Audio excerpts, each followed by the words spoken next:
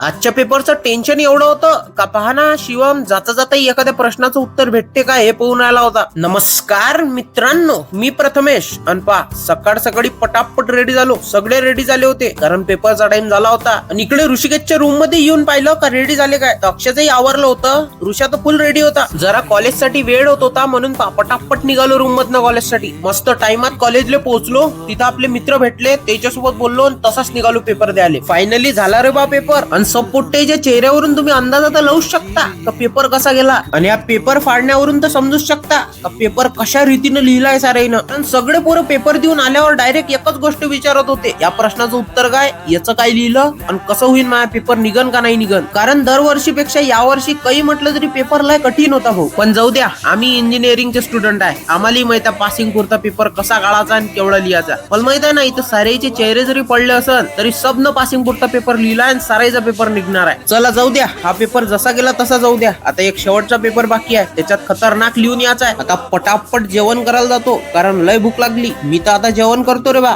तुम्हाला कसा वाटला आजचा ब्लॉग कमेंट मध्ये सांगा. आवडला असेल तर लाईक करा, मित्रासोबत शेअर करा. मी भेटतो उद्या. तोपर्यंत जय महाराष्ट्र.